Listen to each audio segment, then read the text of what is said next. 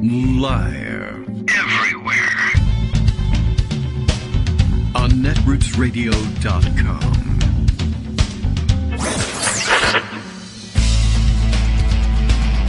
David Waldman, Kagro, in the morning. Now, here's David Waldman. Hey, good morning, everybody. How you doing? It's June. How about that? Wednesday, June 1st, 2022. Time for another month, I guess. We never say that. So we ought to institute that tradition, which I'll forget about probably by the 1st of next month anyway. And by the time the 1st of next month rolls around, we'll be halfway done with the year. I can't believe it. Time, linear, seems to slip through our fingers. If I could save time in a bottle, I suppose. No, never mind. I don't need to rhapsodize about what I might do about that. Anyway, if I wrote it down, who would really be interested anyway? Right? At any rate, plenty to catch up on, bottled time or otherwise, for today. I guess some pleasant but I think misleading news as I check the New York Times coronavirus tracker. It says that here for Loudoun County, which I've been tracking more closely and is important to all of you, as a result, a dip, actually. One of the first decreases in the average number of new cases over the past 7 days that we have seen in quite some time. However, down to 200 cases on average yesterday, an 11% decrease from the day before. However, I do think that has an awful lot to do with the big holiday weekend. There was a tremendous drop-off in reporting for the weekend. Virginia, under Glenn Youngkin, I think, has taken up the weekends off from reporting schedule that most states have adopted. I think this Sunday or maybe Monday for the Memorial Day holiday, we were down to 3 states reporting on Sunday, and only one state actually filed a report on Memorial Day, Arkansas, I think.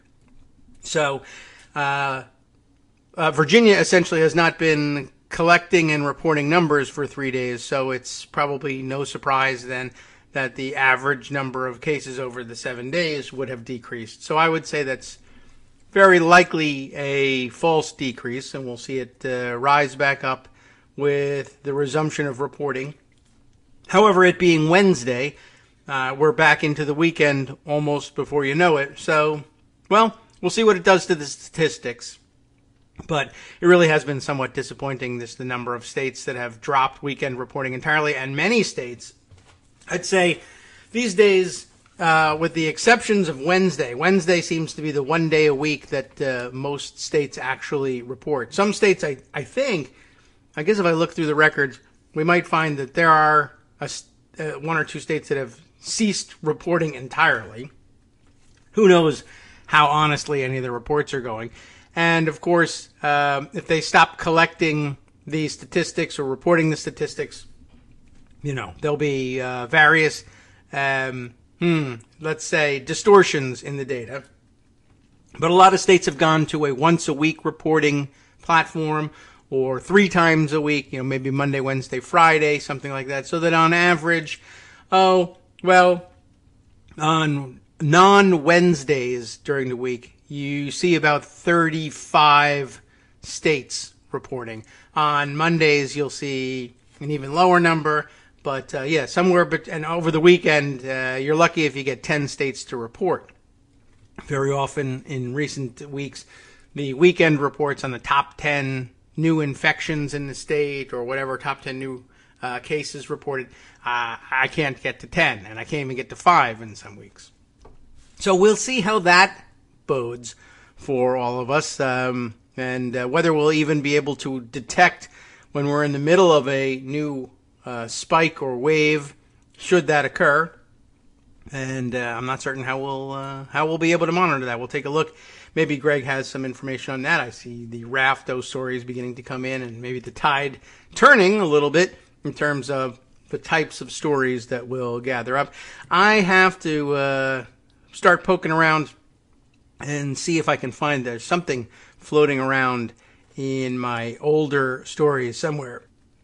I think, about this particular person. I just happened to see this morning an unusual tweet well, not unusual. I mean, it's right on top of what we've been seeing. But Christina Pushaw, who is the top communications aide to Ron DeSantis down in Florida, known far and wide really as something of a Twitter troll, and I think that's kind of how she got her job.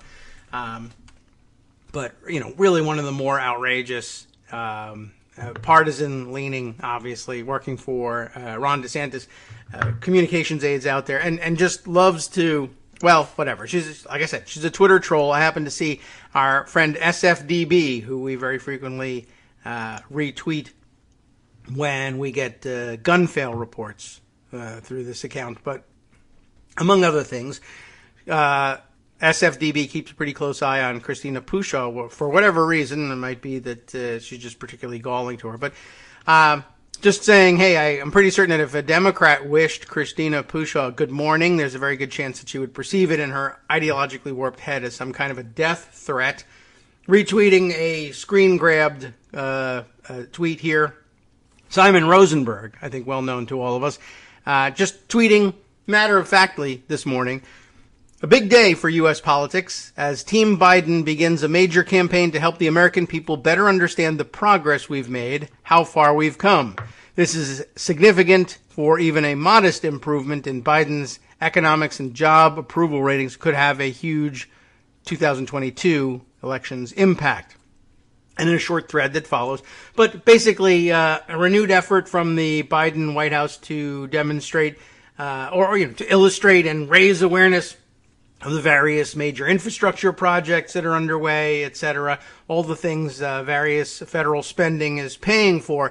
Christina Pushaw has a particular take on it. She takes Simon Rosenberg's tweet and encloses, in quotes, a response as though this were, this is her take on what Rosenberg is saying. You ungrateful Americans don't realize how good you have it under Biden, unquote, sure is a take. Like, Christina Pushaw is angry that the sun has risen and everybody needs to know it. So she's going to lash out at everybody. I don't know. I just thought that was really interesting and a great encapsulation of the kind of use that Ron DeSantis and his aides make of Twitter. I mean, perfectly anodyne tweet from Simon Rosenberg. And the idea that it's you ungrateful idiot Americans don't understand how good you got it under Biden, and I'll force you with my tyrannical... Okay, Christina, calm down. Take whatever your medications are, a glass of water, relax, maybe some yoga, figure it all out. But somewhere in my pocket here, I've got, I think, the still unread profile of just what a weirdo troll she is and how she got her job. But that's neither here nor there. I'll tell you who is here and there in Connecticut is Greg Dworkin, waiting patiently to begin floating his raft of stories down the mighty Mississippi. Good morning, Greg. How are you doing? Good morning. Basically, I'm here and you're there, so right. I just want to correct the record here. Okay. I will put that down. All I have to do is add a T in front of here, and I'm there. So, you want to look at COVID and see what's going on. There's no better way than look at the poop scoop. And the scoop on poop in Massachusetts is that the numbers are still going down. Terrific. They're the only people doing this? There are a lot of other people doing it, but they present it in a clear way, bag. Even though it's gray water.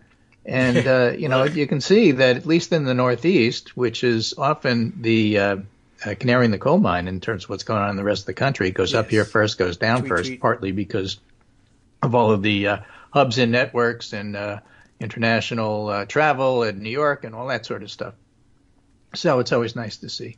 What does it all mean? Well, it's unclear. I mean, people have got to get themselves vaccinated and boosted.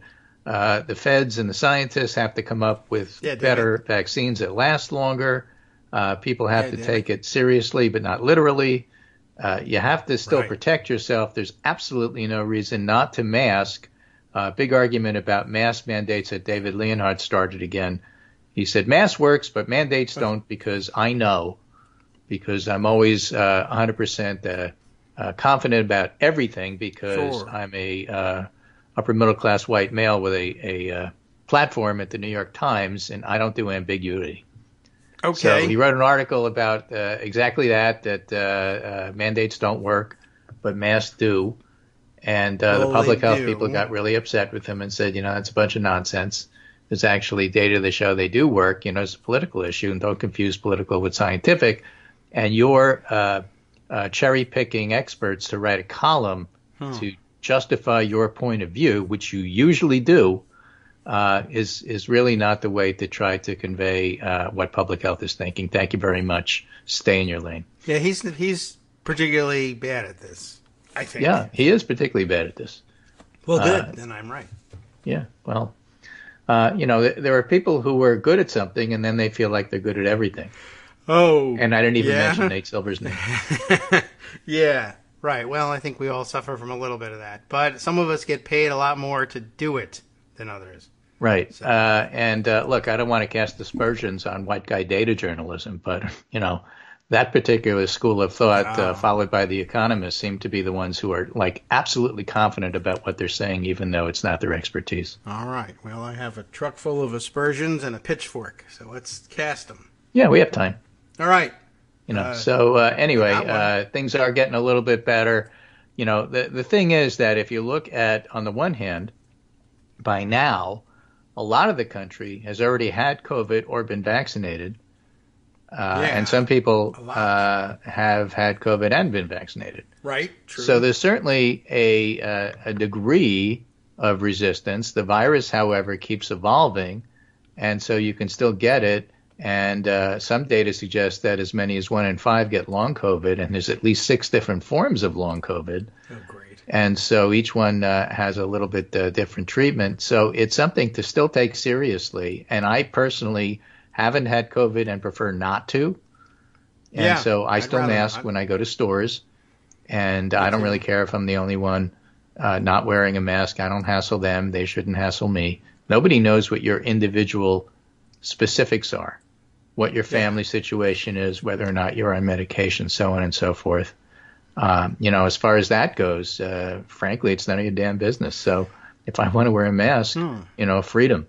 Right. Well, you can always say, if you want to get shot, you can always say, well, it's no dumber looking than your goatee, guy, but then you'll probably get it's a gun or your bolo tie. Yeah, true. Although sometimes those are kind of cool. That cowboy hat. Your cowboy hat and your boots, even though you were born in Minnesota. Right. Well, there's cows in Minnesota. Yeah. But okay, yeah. Right. Obviously, in Minnesota. Yeah, but I've been lucky enough. Cowboys in Minnesota. Oh well. We're not talking about Montana, Wyoming. No. But if we were, let alone Texas, then we wouldn't be talking about Minnesota. It would be easy enough to do. Yeah, I've been lucky too. But lucky? No, maybe not lucky. I wear my mask still all the time when I'm going. It's easy enough. I wear it on a little lanyard around the neck, and it's always there, and so it makes it easy. And I've been lucky enough to be part of the group that hasn't gotten it, and I hope it continues for a while. I also haven't been hassled for wearing the mask, so I'm lucky. We don't get hassled about wearing masks around here. I'd say about maybe 20% of the population, usually the older population, wears masks, and that's fine. Yeah. Well, and I don't know what this whole thing about mandates are. You lose nuance when you say stuff like that. What are you talking about? Who is mandating anything at this point? School systems, airplanes, hospitals, it's all nuanced. Yeah, right. Any doctor who complains about mandates, your hospital has been mandating masks for infection control purposes since 1900. That's right. Shut up already. And you're old. So, yeah, cut it out. All right, anyway. Yeah, I don't know why. It depends where. It depends who. It depends what you're talking about. Well, why don't we just Are you mandating that you wear masks on the street? No, nobody's doing that. Are you mandating that you wear masks in stores? Well, smaller stores with terrible ventilation might want to do that, but that's up to them. They're private businesses. Yeah, you can't regulate that. You don't like it. Right. Well, yeah. If you've got to go antique shopping, bring a mask with you, which you should probably do anyway, quite honestly, from the dust. Yeah, bring an antique mask. Bring one of those, crow masks from the plague. Right. You could put a little. Well, I'm antique. You got to wear with this. So Lawrence Gostin, who is director of the O'Neill Institute, chair in global health law at Georgetown Law, and director of the WHO Center on Global Health Law. They hate being called WHO.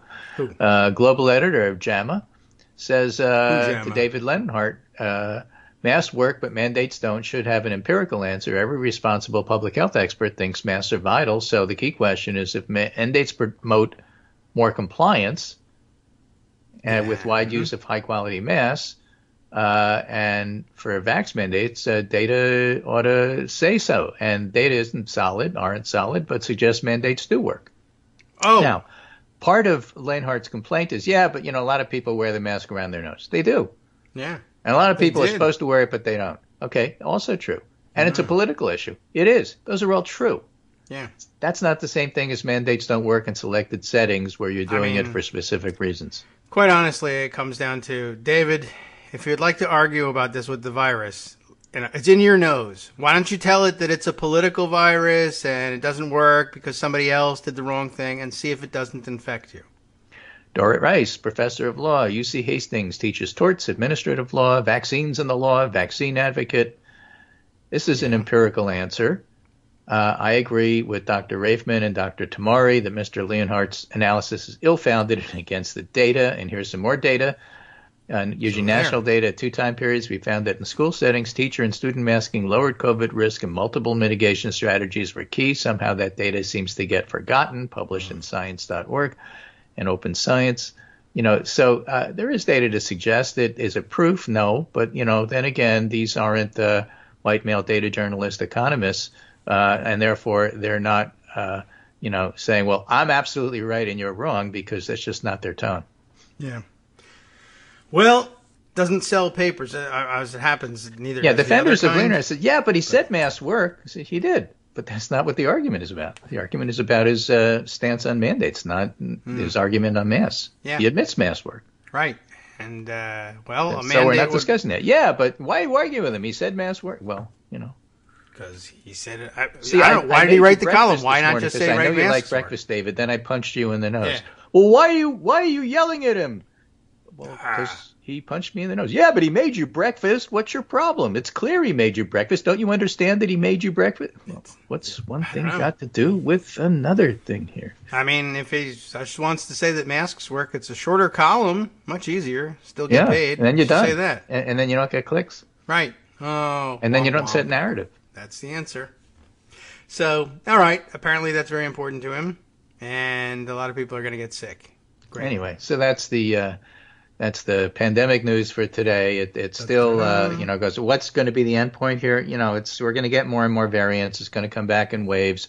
Maybe each wave will be a little bit less. Hopefully we have nothing like the Omicron wave. How bad was the Omicron wave?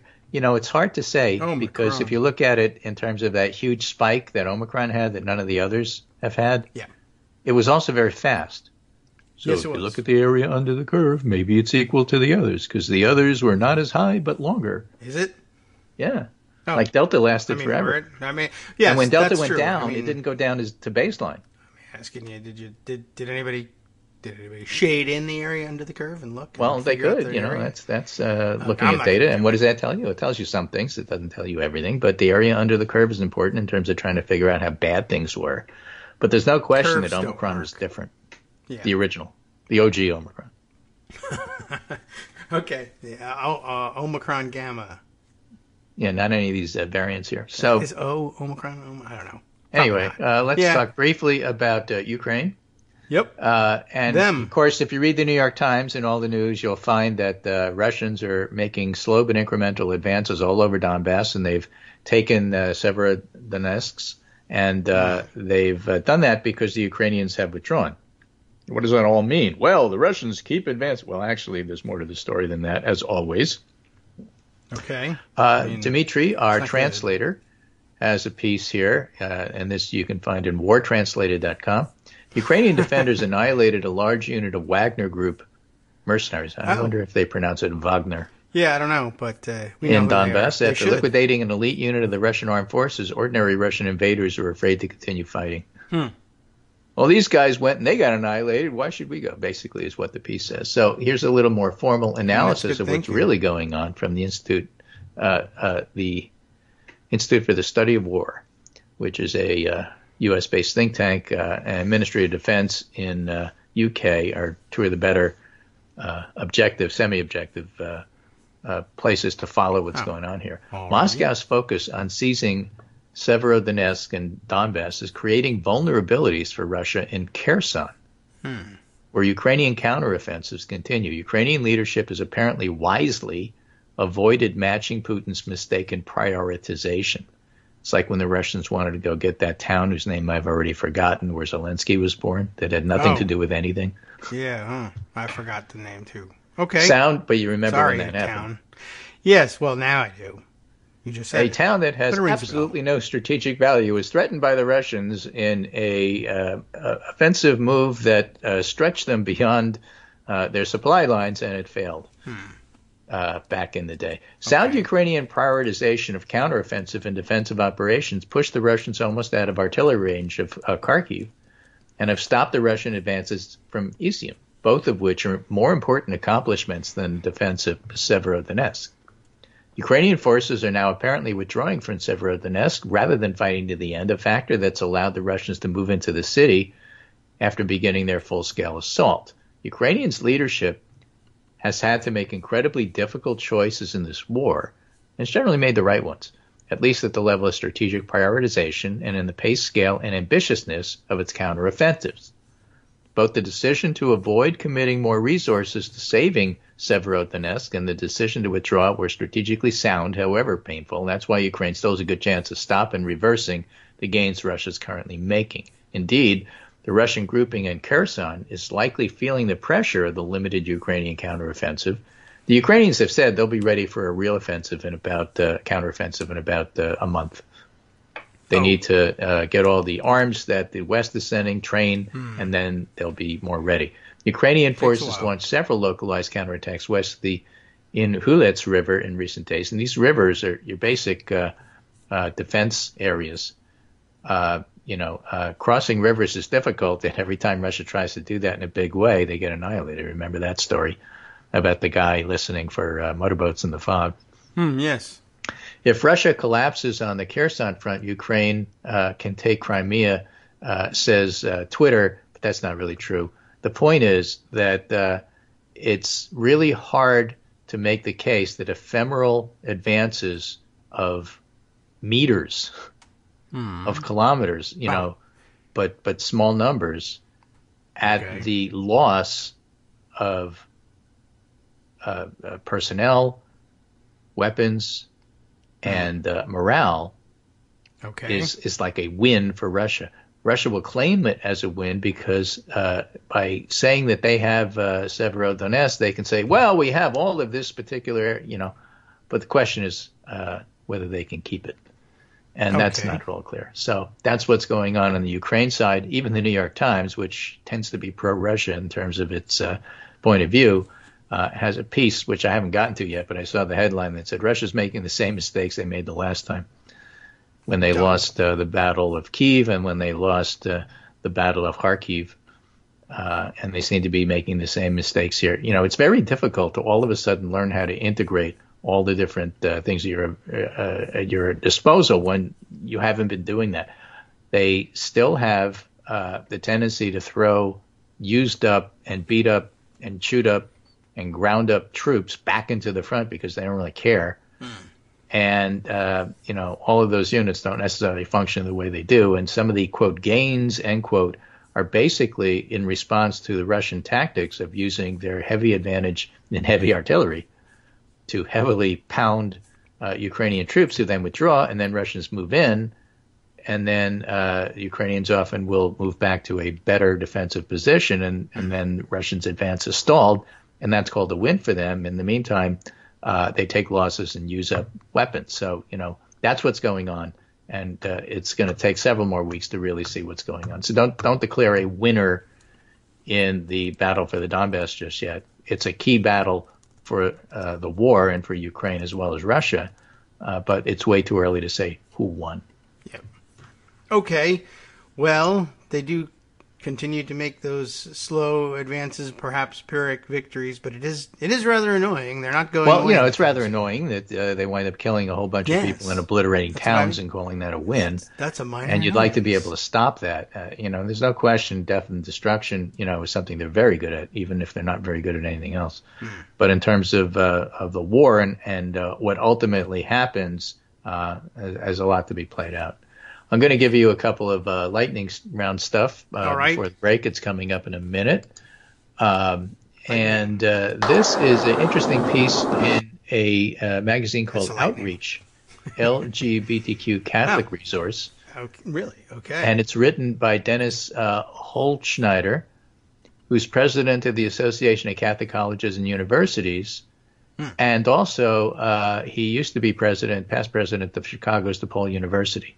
Well, all right. And he writes a long piece here about how important it is that Catholic universities engage the issue of LGBTQ issues, because of the bedrock intellectual commitment to searching out the truth of any matter that presents itself, but also because in many cases we know these individuals by name, he writes. They're among our students, our colleagues, our alumni. So for me, too, it was a series of personal experiences that shaped my thinking about how and why Catholic universities can understand the lives of transgender and non-binary people. And he goes on to say it's an important function that Catholic colleges have to take part in. And it's really very nice. Okay. Piece. Well, good.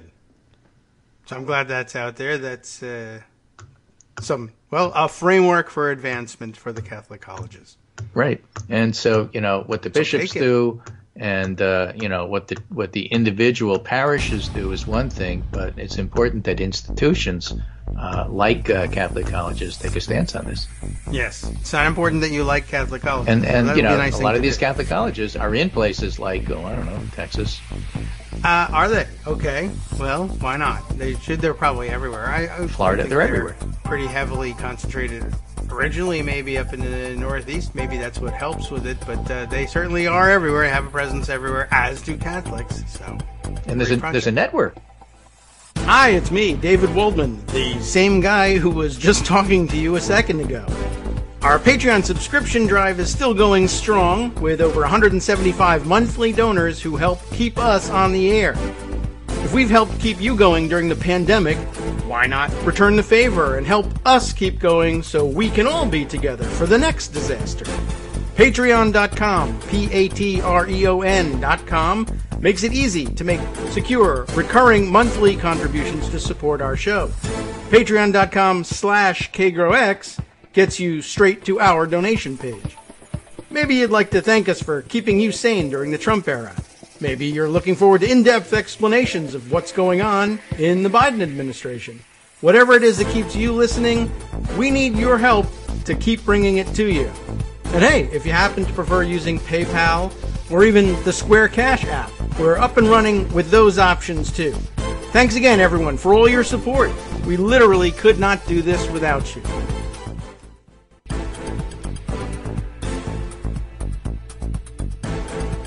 All right, welcome back now to the Kagro in the Morning Show here on Netroots Radio. We continue our roundup this morning. Probably some more lightning involved in this, I'm not sure, with Greg Dworkin. I can just play the beginning part of my horror dramatic music anytime you need lightning. Go ahead. Oh, there you go. That's actually thunder, of course. Before I have people tweeting at me. You should get the Frau Blücher and the horses from Young Frankenstein. That's a great one to have in the background. Well, that's where this comes from, I think. But, I can get the rest of it, true. We'll add it to it. And by the way, I almost played it before. God, get the vaccine already, you I just wanted everybody to remember. Oh, yeah, that's the update. That, yes. If you should get your vaccines and get your boosters in case you haven't. You bleeping bleeps. So among the things that happened is the John Durham faceplant, but the prequel to that is a little lengthy. So let me get in the weeds here a little bit. I have to do this because I don't fully understand these things and I'm not a lawyer. But before I do that, I want to tell you about this piece that came out yesterday from BuzzFeed News. They did a Freedom of Information Act on the Department of Justice and said, give us what you got. And so reluctantly, DOJ did. And what was it? It was a 52-page document looking into whether or not Michael Flynn's identity was improperly unmasked. Oh, yes. By the Obama administration. All right. Yeah, what does that mean? Well, when the National Security Agency, the NSA, the Electronic Spy Agency, picks up overseas to American to overseas conversations, Yes. They can identify the overseas people, but the American is masked because the NSA is not supposed to be spying on Americans. Right. But David Leonhardt says the masks don't work really. So. Well, the masking works, but the mandate to block it doesn't. So what happens is that in that case, if they think something's going on, you get special permission to unmask the American to figure out whether or not something significant happened. If, in fact, you have reason to think so, and I guess you have to go to court, and special courts decide these things. FISA. So Michael Flynn was ensnared in various and sundry ways, and he accused... Because he's a spy, that's why. ...the Obama administration of improperly unmasking him. So Bill Barr, when he was at the Department of Justice running the place, had a special investigation with a guy who's even more right-wing than John Durham. Oh, who? Well, I don't know. I suppose I could get his name. He's masked, yes. But I think his name was Bash. Oh, well. John Bash. At the time, the U.S. Attorney for the Western District of Texas. Okay. And so Republicans accused officials in the Obama administration of using their positions to reveal anonymized names in classified documents, which is known in the intelligence community as unmasking, in order to target individuals in Trump's orbit. So Bill Barr ordered an investigation into the practice, assigned John Bash to do it, found nothing was done wrong. And because he found that nothing was done wrong, and here's the important part, he classified the report rather than releasing it to the public. Okay. Because he wanted to perpetuate the myth that the Obama administration was going after Trump people. And he couldn't do that if the data says that's not true. So he didn't allow you to see it. And BuzzFeed got this information, Freedom of Information Act. Although Bash's conclusions, including his decision not to prosecute anyone, were first reported in late 2020, the report itself hasn't previously been seen by the public. The full 52-page document, which had been classified top secret, was obtained by BuzzFeed News in response to a Freedom of Information Act lawsuit, and is being shared here for the first time in its entirety. Okay. So, with Durham's faceplant in the news, I just thought it was pretty significant and a reminder of what Bill Barr was up to at the Department of Justice, contemporaneous with appointing people like John Durham to go find things that the Obama administration did wrong. He had all sorts of things here. What we don't know is what else was there exonerating the Obama administration that Barr made top secret so that you don't know. That's not a conspiracy theory. Maybe there's nothing else. Maybe these are the only two things. But, let's go back to the today's space plant. Okay. Oh, Michael Sussman isn't guilty. Before we see what that's all about. Before we do that, let me just throw something in. You said John Bash, and it rang a bell real quick. Very widely circulated on Twitter this morning is a New York Times opinion piece entitled "We Clerked for Justices Scalia and Stevens. America is Getting Heller Wrong." Not hell of wrong, but Heller wrong. The D.C. versus Heller decision. But not longish, but an opinion piece by two former Supreme Court clerks, one for Scalia, one for Stevens, who wrote the majority and dissent on the D.C. versus Heller opinion, which is largely used these days for most people to justify almost any sort of lifting any sort of gun restriction. But this was the one that finally gave the Supreme Court the chance to declare an individual right to go about armed from the Second Amendment, which is not in there. But a very controversial decision. And their piece, I guess, is there to say, both from a conservative and liberal standpoint, that people are overplaying the Heller hand. And it doesn't really say this. And that, in truth, reasonable gun restrictions are still constitutional. Very interesting approach. But John Bash is the co-author of this piece, which is circulating. So interesting that he would also be in the news at the same time for being the secret jerk employed by Bill Barr to cover up the exoneration of the Obama administration and the unmasking. Now we can go back. That was interesting. Bet that guy didn't think he'd be in the news twice today. And it's all interesting. It's a small group of people often doing the same sorts of work. Yeah, he's billed shall we in say. the And then you piece get, here you as know, a and then you get private appointed to the Supreme Court. in private practice. Yes, Right. People exactly. think that But somehow he's- being on one of the circuits is prerequisite for being on the Supreme Court. No, it's actually being one of these political operators working within the justice system. Well, pretty much. Yeah. So he's billed here as an attorney in private practice in Austin, Texas. They do note that he served in the Department of Justice as attorney for the Western District of Texas. But what's not in here is that he's the author of the report that Bill Barr is a jerk and continued to be one. So, okay, just threw that in there as well. You know, in case you were inclined to think of John Bash as a principled conservative. I mean, I guess I don't know whether it was his decision to bury the report, but that when they needed Well, a he was jerk asked to do a this job, report, so he did a job. But did who it. did he ask? Yeah, that guy. That There guy. you go, John So Bash. here is Amy Knight writing in Just Security in September 2020, because this is the background for the faceplant. Okay. The Trump Alpha Bank server mystery resurfaces. Oh, yes. The recent release of the final volume of the Senate Intelligence Committee report on Russian 2016 election interference, remember there was this report, and 2 new lawsuits by Russia's Alpha Bank have brought back into the spotlight the puzzling lack of an explanation for the mysterious communications between the bank and the Trump organization. Remember, this wasn't the Trump administration because Trump hadn't been elected yet. Right. Okay. It's been almost 4 years since a group of computer scientists disclosed on the basis of domain name system, DNS logs, that 2 internet servers belonging to Alpha Bank had looked up the address of the Trump organization 2,820 times between May and September 2016.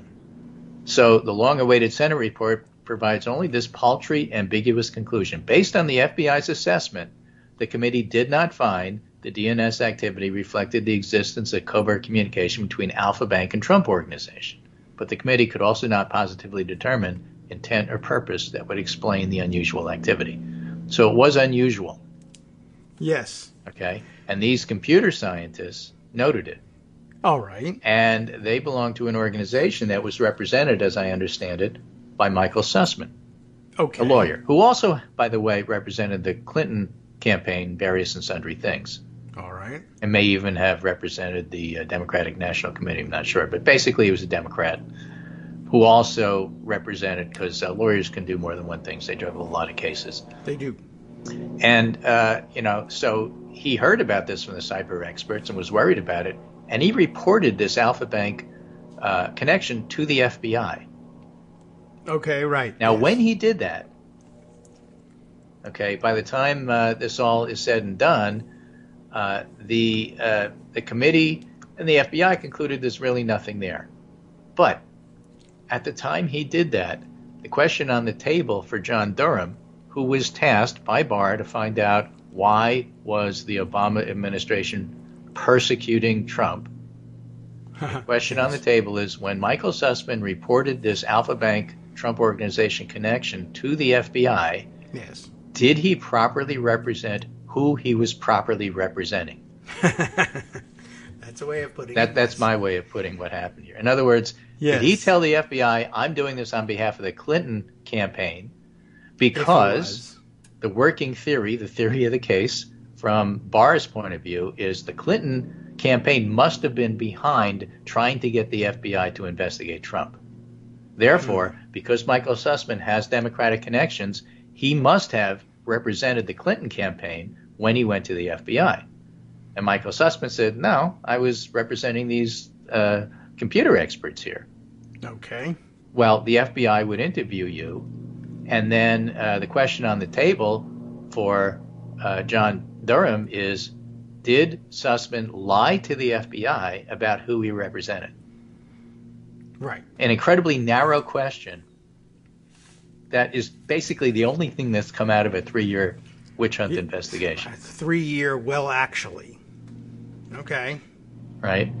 And the bottom line is the jury said after deliberating for 6 hours, nah, you didn't. Oh, well, 3 years, 6 Sussman hours, says, whatever. I told him who I was representing, and the guy who he talked to, who was the star witness for Durham, said, I don't really remember. Oh. And that's Well, why he got not off, going to help basically. you at all. Okay. There's your abbreviated pundit roundup from a non-lawyer. Well, it's 3 years and 6 hours reduced to 5 minutes. Well done. Right. So, special counsel loses first trial of Trump probe. Sussman acquitted. Politics were not a factor, the jury. For a woman said after Michael Sussman was cleared of lying to the FBI. That's why this whole thing about lying to the FBI. What did you lie about? Yeah. You lied about you representing the Clinton administration, but I wasn't. Well, see, you're lying still. Right. But I wasn't. That's the point. I wasn't. Well, we think you were because that would mean that the Clinton administration was nefariously trying to, in a conspiracy theory manner, manipulate the FBI. Wait a minute. Your whole theory of the case is that the FBI was on the side of the Obama administration. But the thing you brought to trial here, help me out. The thing you brought to trial here was that the FBI was a victim of Michael Sussman's nefarious lying on behalf of Clinton. So was the FBI behind trying to get Trump? Or was the FBI merely a victim and the only people at fault were the Clinton campaign? Because if the only people at fault were the Clinton campaign, then the FBI wasn't trying to get Trump. And if the FBI wasn't trying to get Trump, a whole pillar falls out of your conspiracy theory about what was going on. The one about the FBI trying to get Trump. And the government. Yes. And we were all after Trump, and it wasn't appropriate. And going after Michael Flynn wasn't appropriate. None of this stuff was appropriate. And you were all doing it for political. Well, actually, what are you saying here? Well, actually. Yeah, right. Another well, actually. So even if they're right, it proves too much. So I guess that's why they had to have such a narrow case. And then as it turns out, he had other clients, and nobody could say for sure. And 3 years and 6 hours later, it is as he told you it was back then. So here's how the Washington Post summarizes it. Right. After about 6 hours of deliberations, the jury unanimously rejected Durham's charge. Sussman falsely told the FBI he was not bringing it the information on behalf of any client. Prosecutors allege Sussman sought out the FBI on behalf of the Clinton campaign. Yes, right. Sussman's defense attorney countered he acted on his own without his client's knowledge. Sussman, who's remained masked throughout the trial, stood up in court and took off his mask and thanked the jury. Hey, what? He took off his mask? I don't know. I guess he was trying to infect the jury. David I don't know what he Leonhardt. was doing. I told the truth of the FBI despite being falsely accused and relieved Justice Otlamy prevailed in this case. Okay. So what does it all mean? I don't know. Gregory Brower, appeal, a former U.S. attorney and senior FBI official, said the acquittal was not a surprising result given the lack of evidence. The only witness to Sussman's conversation was then FBI lawyer James Baker, and he's given conflicting statements over the years and took no notes, and he couldn't remember. Yeah, well, and so you're supposed to convict. And why did this even go to trial? Because you have to do something to justify the fact that you're spending millions of dollars, trying to make up something. I guess so. I mean, John Durham probably insisted that, I'm only going to do this job if you give me a day in court. But I guess by the time the day arrived, he was probably, I guess he had been committed to it. But what an annoyance, I think, for all of us. But the acquittal was quick. Armando was watching it pretty closely along with Empty Wheel. And from all indications from the trial, reports from inside the courtroom, etc., what was never looking good. It all looked like it was going to fall apart pretty quickly, and it did. And there was some question, even if they had succeeded in convicting him, they weren't sure. People weren't sure what the hell are they convicting him of, and what does it actually mean?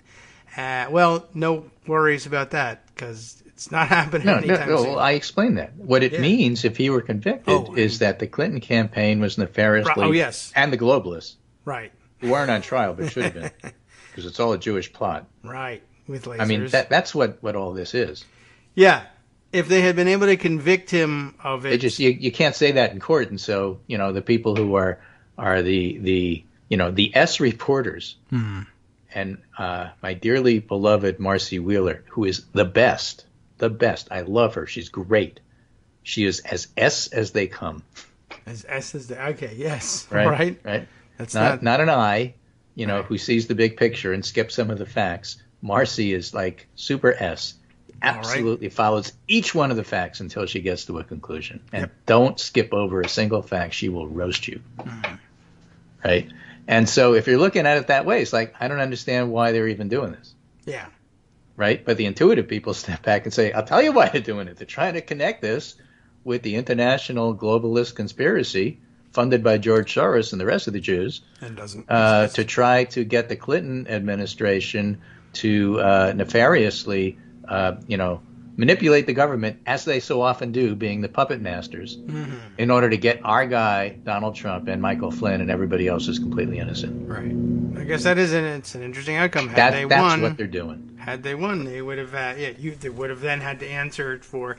Okay, so the master manipulators are trying to make the FBI do something, but one, they're not doing it, and two, if you have to try to get them to do it, that means they weren't inclined to do it on their own, and so therefore the rest of your complaints are all out the window.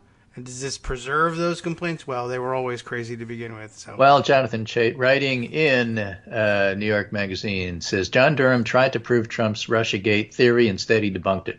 Oops. Okay. Well, that's one of the things that'll happen when. Right. Donald Trump and Bill Barr have spent years alleging that the Russia investigation was a criminal plot by the FBI. The DOJ's Inspector General found Russia investigation was adequately predicated. Barr disagreed, so he selected a prosecutor, John Durham, who would supposedly uncover the scheme and begin frog marching its perpetrators to justice. Remember frog marches? Yes. And I guess the marshal of the Supreme Court was going to come and arrest everybody. By 2020, Barr was conceding that Durham might not reach all the way up to Obama, but at least he'd bring down his accomplices. Yes. As to President Obama and Vice President Biden, he said that spring, whatever their level of involvement, based on the information I have today, I don't expect Mr. Durham's work will lead to criminal investigation of either one. Our concern over potential criminality is focused on others. And by the fall, Barr was reportedly communicating that Durham is taking his investigation extremely seriously and is focused on winning prosecutions, which, by the way, he's not winning prosecutions. Right. He's extremely focused on that and his goatee. Right. Chait writes, his investigation has produced a single guilty plea from one extremely small fish for a likely immaterial error that the Inspector General already found. And now he's losing prosecutions. Durham abused his authority by trying to prosecute Sussman, a lawyer working for Clinton, whom Durham tried to convict on a single perjury charge, and the case turns out to have been so pathetically threadbare it resulted in a rapid acquittal. Yes, 6 hours. Right. The charge against Sussman alleged that he misled the FBI by saying he was not working on behalf of a client when in fact he was working for the Hillary Clinton campaign. Not only is the single charge aligned to the FBI weak tea, it was obvious all along the evidence for even this small charge was tenuous. And the prosecution hung its case on the testimony of James Baker, one FBI official, who was foggy on many of the specifics and even testified to Congress he couldn't remember if he knew who Sussman was working for. The trial went badly enough for Durham that his fans in the right-wing media were already laying the groundwork for acquittal by blaming the judge for allowing a juror who believed, but wasn't sure, she contributed to the Clinton campaign and allowing her on the jury. And that excuse might have held some water in the event of a hung jury, but the jury's unanimous and extremely speedy verdict suggests a single possible former Clinton donating juror wasn't the reason. Okay. Well, the reason is Durham didn't have the goods. Right? And the fact that Durham even had to bring this case was a testament to the failure of his probe. But there was money out there to be collected, so he collected it. Right. Durham tried to use his charge against Sussman as a hook for the larger conspiracy theory that he, Trump, and Barr had been expounding, that investigation was ginned up in order to smear Trump, and it was to create an October surprise by giving information both to the media and to the FBI to get the media to write that there was an FBI investigation. By the way, Eric Lippblau's name comes up here, New York Times reporter. Oh. That's because there was a story somewhere else in some other media outlet about this Alpha Bank thing, and Lippblau decided to write a story about it and checked with some experts, and the experts told him, it's so confusing, it doesn't really mean much of anything. There could be a bunch of innocuous reasons why this happened. There could be some bad reasons, but we just don't know. So Lippblau decided not to run the story at that time, and then much, much later wrote a story about how there didn't seem to be anything there. Yeah. Okay. So the fact that this was a nothing burger, I think what happened, I'm trying to remember exactly the circumstance that Lippblau's name came up, but I think that the Sussman people said, look, go check with this guy. I mean, there was nothing there. It was, it was reasonable. There were reasons not in the Clinton campaign, but with these computer experts. You can check with Eric Lippblau, who was doing a story about it. And the Durham people said, okay, if you want to bring Eric Lichtblau in, we're going to go after who his sources were. Okay. And that would be a First Amendment big argument that had nothing to do with anything. Though. And they said, no, don't go. That's ridiculous. This is already nothing to do with everything. Don't make it even bigger. So Lichtblau never came, and that's why he was blocked, because he knew that there was nothing there. Okay. But that's why his name came up. So all these people are covering it up. Well, they're not covering it up. Actually, there was nothing there. Well, yeah, he covered it up. And we'll have him testify by getting to his sources. So we'll have this newspaper guy show up, and we'll have this big fight about whether or not he has to reveal sources in order to figure out whether this non-story about whether you lied to the FBI as a sideshow will lead us to make big headlines about New York Times covering up. No, we're not going there.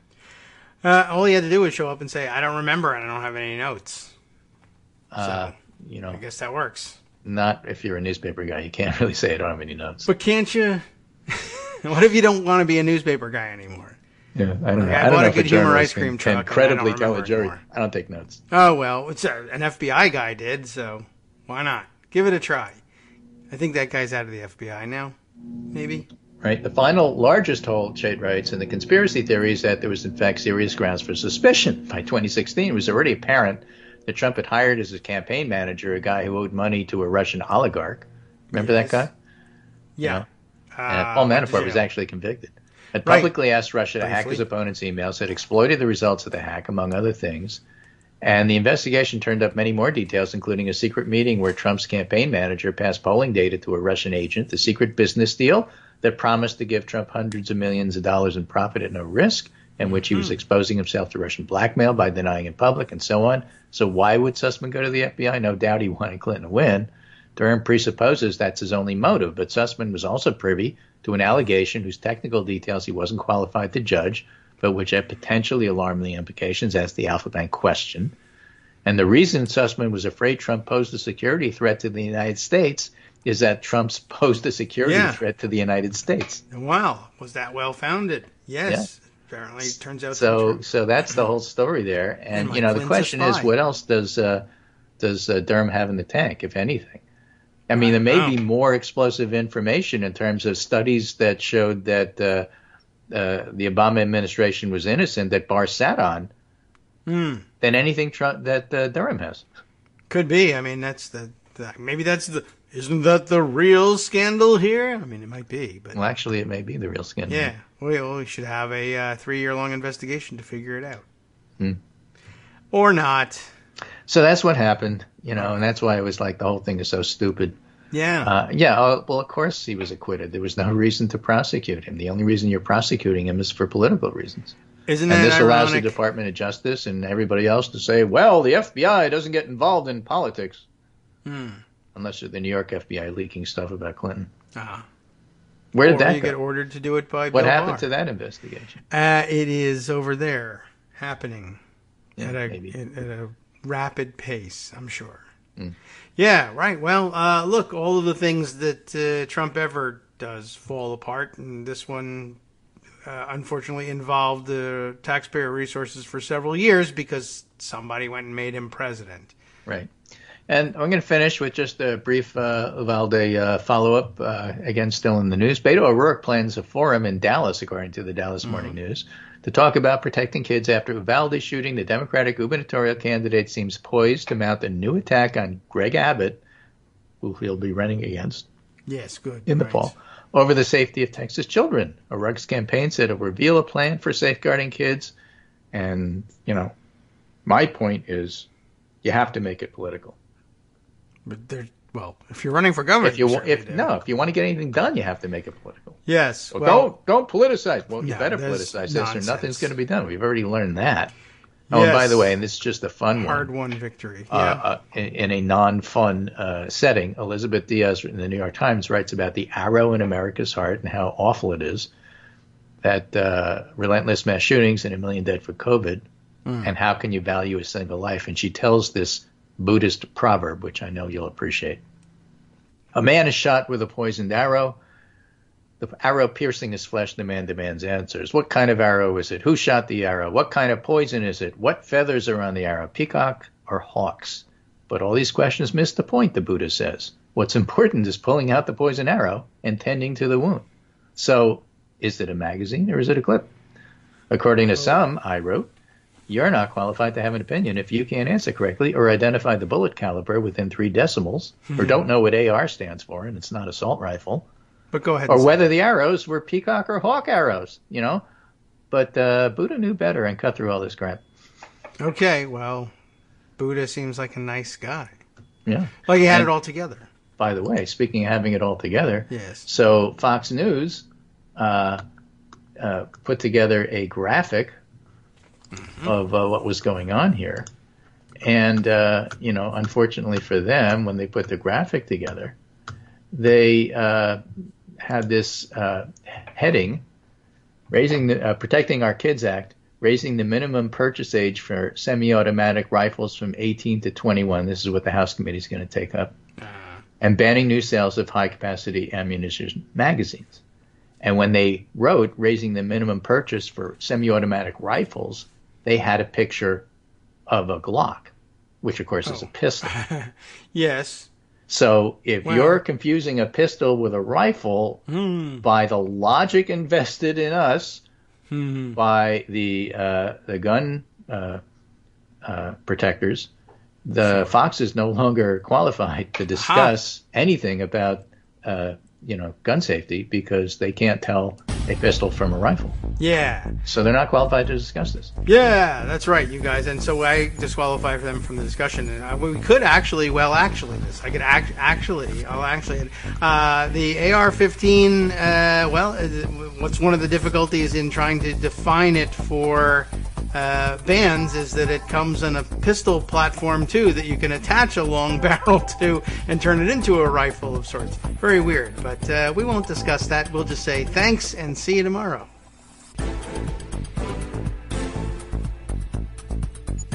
All right, welcome back now to the Kagro in the Morning Show here on Netroots Radio.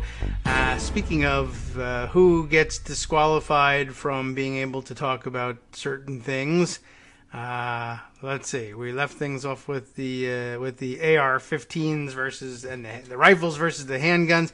I think I put something aside on that too, and I see Greg had something in his raft of stories, which I'm going to see. Where's the? I'm pretty sure I put this aside. I have something from the Texas Tribune, but it looks like it can no longer be found.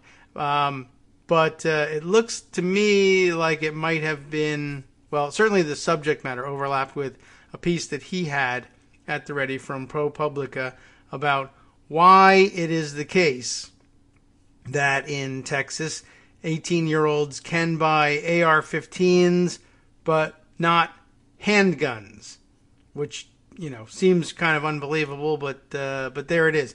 ProPublica has a similar, if not the same, report to offer. It may have been the case that, here's the answer. I knew it would be here. Right down here underneath the byline, it says co-published with ProPublica and the Texas Tribune. So the Texas Tribune, I guess, either moved their story to another URL or said, let's just have ProPublica be the primary carrier here. But as I was saying, before our break so rudely interrupted us, that's one of the confusions out there about the AR-15 and what constitutes it. If you say, we're going to ban AR-15s, the guys love to come out for that one and say, the AR-15 is such a versatile platform, and the components are so modular, it's very difficult to know what constitutes an AR-15 and what doesn't, although you can certainly make an attempt at things. But I have seen kits that will turn your semi-automatic pistol with essentially clip-on, bolt-on additions into something that at least looks, if not necessarily performs, quite like a purpose-built AR-15. So that's out there. That could cause some confusion. But if you were wondering why 18-year-olds in Texas can buy AR-15s but not handguns, the answer is here. The massacre at an elementary school in Uvalde, Texas, highlights disparities in how federal laws regulate rifles and handguns. The shooter bought 2 rifles days after his 18th birthday, we are reminded, by authors Kia Collier, Jeremy Schwartz, both at the ProPublica and the Texas Tribune. And, well, here's the word on that in case you wanted to see if you could sort it out. The fact that the gunman responsible for last week's massacre was able to buy 2 AR-15s days after his 18th birthday highlights how much easier it is for Americans to purchase rifles than handguns. Under federal law, Americans buying handguns from licensed dealers must be at least 21, which would have precluded Salvador Ramos, whose name I probably should not have bothered reading out, but it's not a universal practice among the journalists to refrain from naming the shooter. But it would have precluded him from buying that type of weapon. That trumps Texas law, which only requires buyers of any type of firearm to be 18 or older. Following Tuesday's massacre at Robb Elementary School, which killed 19 children and 2 adults, a growing number of lawmakers in Texas Texas and beyond are calling for the minimum age to purchase assault rifles to be raised to 21 from 18. So I guess the basic problem is that there are states like Texas which, in Texas's case, I think fairly recently, lowered the age to buy firearms in general. If it were up to Texas alone, you would be able to buy a handgun at age 18. It's not that Texas has some weird affinity for rifles versus handguns and agrees for that reason that rifles ought to be available to 18-year-olds and handguns only to those 21 and older. It's their belief that everyone should be, maybe even younger than 18, should be able to buy whatever guns they want. It's just that there's a federal law about handguns, which I think is an outgrowth of the olden days of gun safety, gun control legislation, when handguns were the chief concern because they were small and concealable, and at the time, of course, could be used and had been used, for instance, to try to sneak a gun into a setting where you might be able to attempt to assassinate a president, like, let's say, Ronald Reagan. And let's say you get Ronald Reagan, you shoot him, but you also happen to shoot his press secretary, James Brady, and the Brady and his family go on a campaign to ban that thing which shot him in the head and disabled him for the rest of his life, and very nearly killed the president. And they have some moderate success, and they get some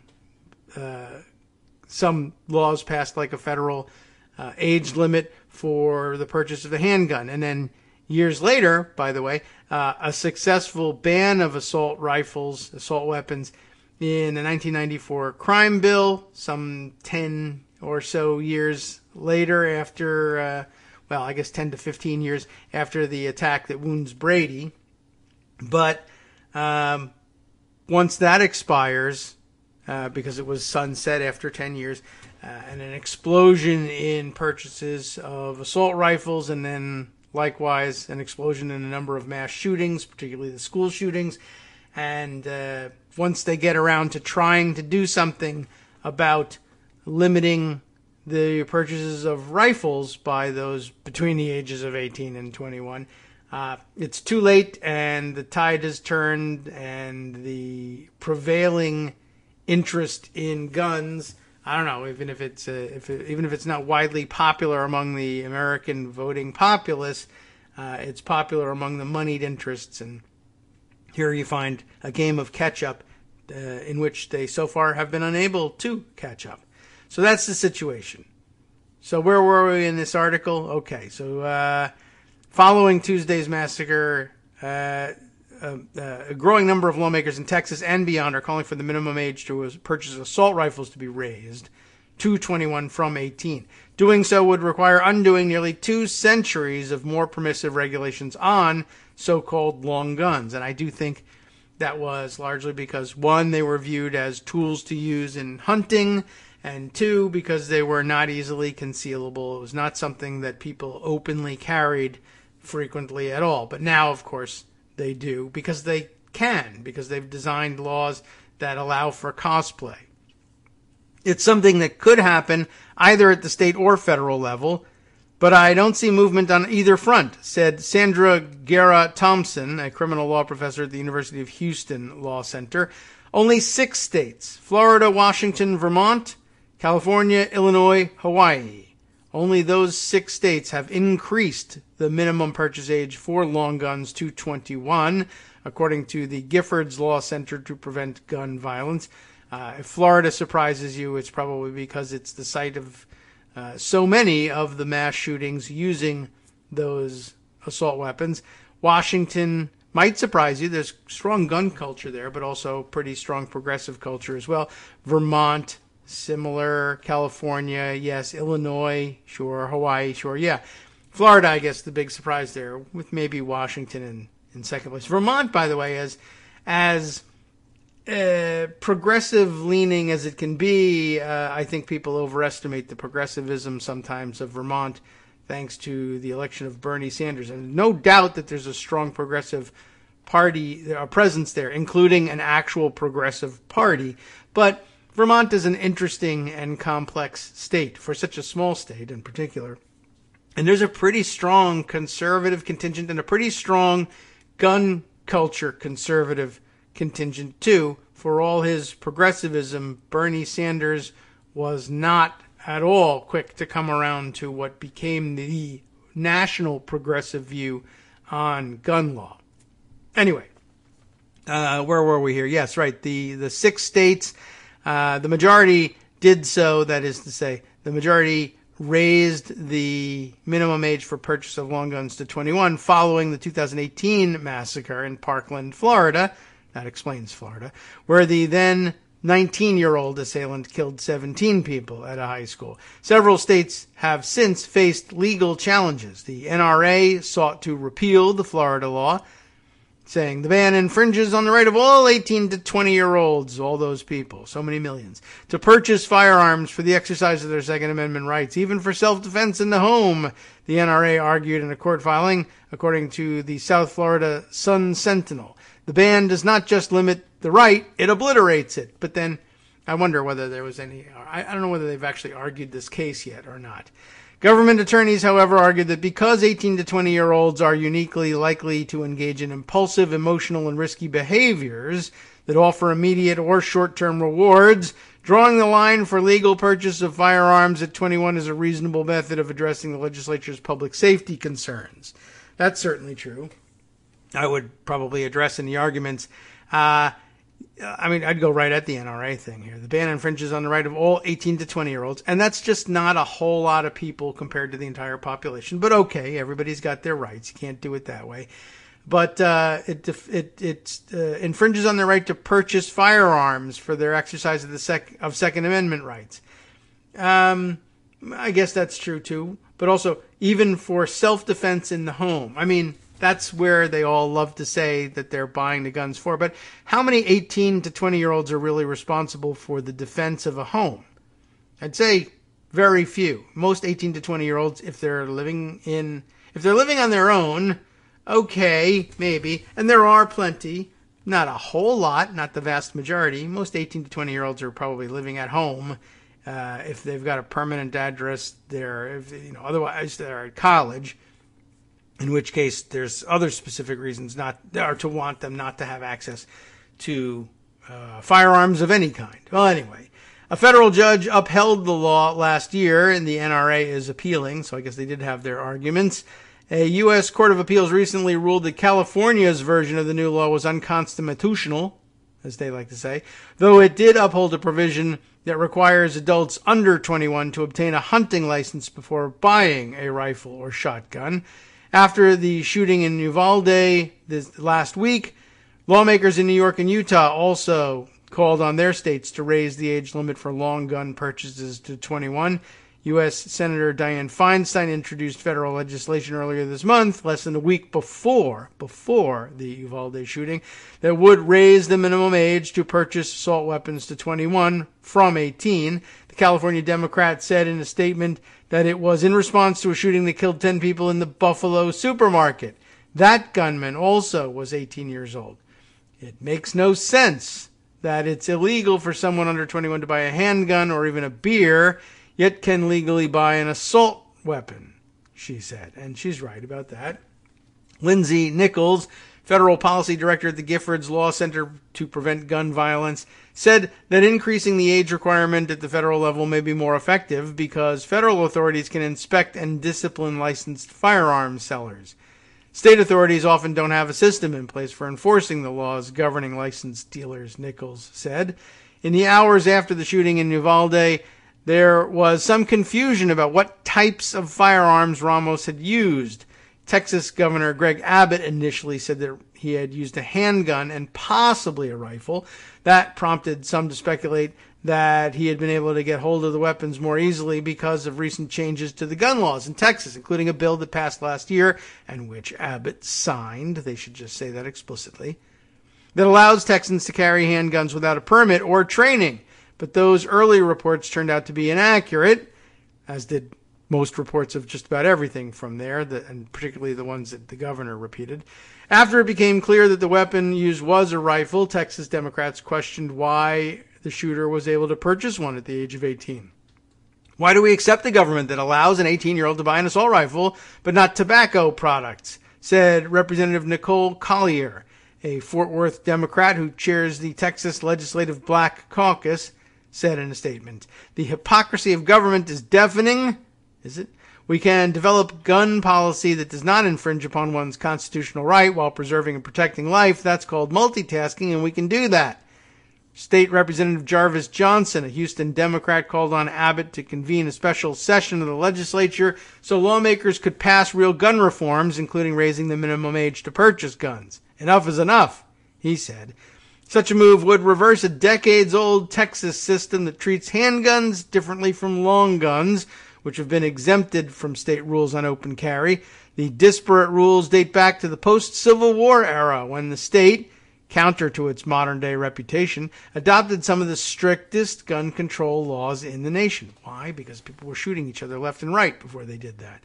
Despite the stereotype of being a state where cowboys promiscuously tote six-shooters, Texas, well, because it had that reputation when they were doing that, they should point out, Texas is one of the few states that absolutely prohibits the bearing of pistols by private individuals, wrote firearms attorney Stephen Halbrook in a 1989 Baylor Law Review article 6 years before former Texas Governor George W. Bush relaxed rules on handguns considerably. Following spasms of violence that were then plaguing the young state in the 19th century, lawmakers started specifically targeting weapons that they equated with crime, said Texas historian Brennan Rivas, who is writing a book about the state's early gun laws. They equate Bowie knives, daggers, and pistols with interpersonal violence and crime. Muskets, rifles, and shotguns, by comparison, were excluded because they were used for hunting and or participating in a militia. Remember those things? They didn't consider long guns to be deadly weapons. Well, yes, they did, but not for the purpose of interpersonal violence, I guess. They had valuable uses, that is, whereas these other weapons were kind of like a plague on polite society. Oh, interesting, polite society. I thought that was defined by being armed with these deadly weapons. Lawmakers of that time could not have envisioned that long guns would evolve from lumbering hunting rifles into AR-15s capable of firing dozens of rounds per minute, Rivas added. But any tighter requirements appear unlikely to pass in Texas. Just last year, following high-profile massacres in El Paso and in Midland and Odessa in 2019, lawmakers approved a variety of measures that loosened gun regulations.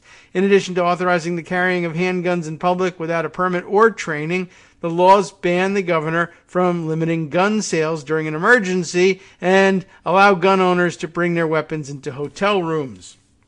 During a Wednesday press conference at Uvalde High School, Abbott repeated a claim that he and other Republican state leaders have often made, that mental health issues are to blame for the streak of mass shootings, not lax gun regulations. Officials conceded that they were not aware that the gunman had any criminal or mental health issues. The ability of an 18-year-old to buy a long gun has been in place in the state of Texas for more than 60 years, Abbott said. And why is it that for the majority of those 60 years we did not have school shootings, and why is it that we do now? Well, of course, it's not the length of the gun that does it. It's much more, I think, the functionality of the gun, and the AR-15 is just functionally a different kind of weapon from all of the rest. And he knows that. He just doesn't want to say it, because then there would be pressure to actually do something about it, and he doesn't want that pressure.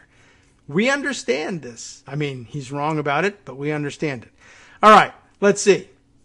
Many other things to get to today. Well, some time still on the clock to go ahead and do that. The only question is how we make the segue. And the answer is, I don't know. Instead, we'll go back to something I referenced at the beginning of the show, and perhaps now would be a good time to follow up with the old piece that I never read about Christina Pushaw.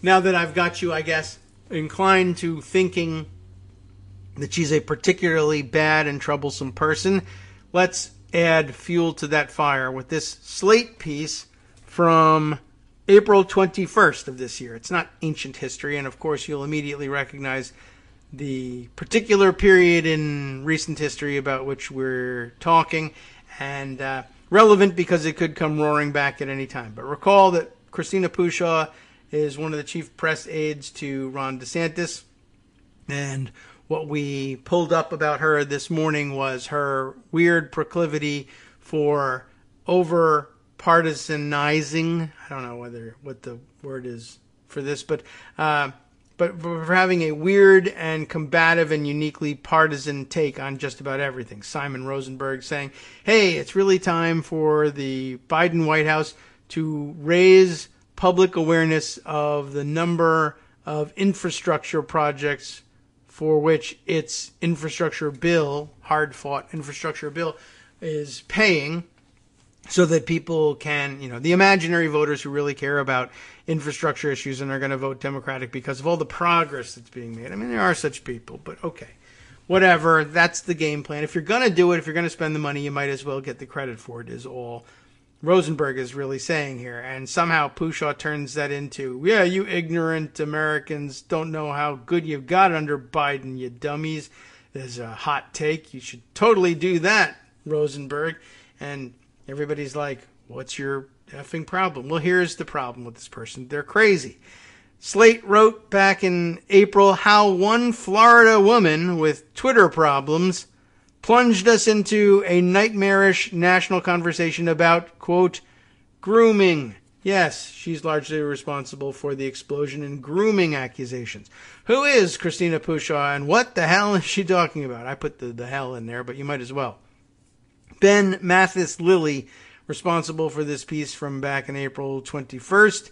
And here the piece is illustrated with two photos, one of Ron DeSantis and one of Christina Pushaw, which makes her look like some sort of plastic surgery queen, quite frankly. And I didn't really realize that may or may not be the case. I don't know. I could never tell that from her Twitter avatar, but that's what this picture makes it look. It's not a flattering photo, to be honest.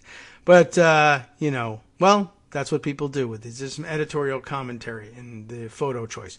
Grooming. Remember that whole thing? A sexual abuser's effort to prepare a minor for abuse has become the buzzword of the season for the right-wing media figures who both channel and create the concerns of the Republican Party's base voters. That's well put. Both channel and create the concerns of the Republican base. By the way, since the dual mass shootings, I note with some approval the effort of those on the other side to circulate the pictures of just how often conservatives expose young children to gun culture, and how early they do it is just as much grooming as anything else. So anyway, what's the deal with the grooming thing? Why? What are they up to? The ostensible answer, how all of this happened, is a Florida state bill that allows parents to sue school districts over any instruction related to, quote, sexual orientation and gender identity, unquote, that is not, again, quote, age appropriate, particularly in grades K through 3, the Don't Say Gay bill. The idea that this vague restriction is related to sexual predation was launched into the national conversation not by the bill's sponsors, though, but by Republican Florida Governor Ron DeSantis' press secretary, a suddenly high-profile woman named Christina Pushaw, who until about a year ago was a freelance political consultant whose specialty was Eastern European geopolitics. The story of how Pushaw came to prominence stateside and then helped create a swirling vortex of pedophilia chatter is a colorful one that speaks to the extent to which frenetic accuracy optional social media posting and immersion in the world of obsessive niche accounts like Libs of TikTok, remember that one, is rewarded in the contemporary political environment. Sounds fun, right? Let's dive in, at least in the time we have before our break. So who is Christina Pushaw? Pushaw got her start in the world of international development, and according to the Tampa Bay Times and Miami Herald, her resume also lists a stint with a philanthropic organization started by the conservative megadonor Charles Koch. No surprise there. And by the way, no real surprise that she started out in international relations either. Eastern European. Who's there? Russian and former Soviet republics? Yes, certainly, largely the case.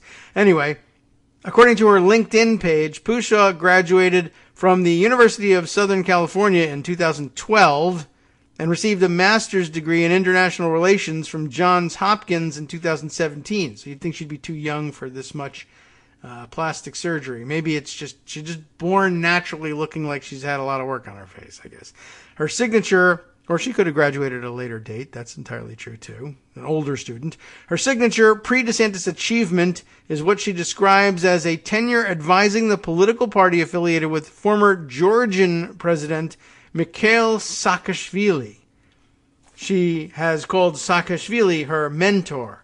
An unusual thing for an American. In a 2017 interview with the Georgian Journal, English language news site, Pushaw said that she became interested in Georgia in 2008, when then Republican presidential candidate John McCain spoke about supporting it during its war with Russia. Back when Republicans supported breakaway republics in their wars with Russia. She told the Journal that she first traveled to Georgia after graduating from school. This would appear to refer to her undergraduate work at USC to teach English. Later, she founded a non-governmental organization called the New Leaders Initiative that held events for young Georgians on subjects related to democracy and international affairs. Pushaw later published several op-ed articles praising Saakashvili, and her website features an image of herself with him. But hearkening back to yesterday's discussion, another conservative who just up and starts her own thing and finds a way to get it funded and then rides that to prominence later on. So all that sounds normal and respectable, right? Yes. On the other hand, Pushaw said in a November 2018 interview with the English language news site Georgia Today, they got a lot of those, that she was in the country working with NGOs and said expressly that she was not being paid to speak on Saakashvili's behalf. She was, in her own words, not working for anyone who's running for office in Georgia or who is holding office in Georgia or any foreign country. This would seem to contradict her LinkedIn page, which says that beginning in January of 2018, she was employed on a contract basis as a campaign strategist by Saakashvili's Georgian opposition party. The page further says that from June 2017 to July 2019, she worked full-time in Washington for an advocacy network that the Tampa Bay Times and the Miami Herald's joint Tallahassee News Bureau, citing a copy of her resume that was obtained through a public records request, identified as the Koch-backed Stand Together organization, another organization we've probably never heard of and nobody knows what it does, but is generously funded and allows people to launch careers for no reason. This, in turn, contradicts a tweet that she sent this February in which she wrote, "From 2018 to 2020, I spent most of my time in foreign countries." The Florida governor's office respectfully declined a request to clarify this timeline, and Stand Together did not respond to multiple requests for comment. So essentially, between LinkedIn page and reports in newspapers and her own comments, nobody can accurately pin down the timeline of who she worked for, where, and when. Could be entirely invented for all we know. Well, how did she get from Georgia, but not the Georgia that's next to Florida, to Florida? Well, we'll answer that question, or at least read someone else's answer to it after this. Hi everybody, it's me, David. Let's change things up from the old fundraising pitch for just a minute and talk instead about how you can be a part of our show. If you've got a smartphone or any other electronic recording device, why not sit down and record a segment for us? Read us an important article and give us your take. Read one of your own original essays, or even just give us your commentary on something you'd like to share that's important to you. Then send the file to me at kagrox@gmail.com and I'll try and work it into the show. Short segments, a few minutes in length, are easiest to fit in. And of course, I can't always guarantee that I'll be able to play everything, but if you've ever shouted at your radio or TV about something you wish was being covered, here's your chance to change that. Make the show your own. Send your submissions to me at kagrox@gmail.com.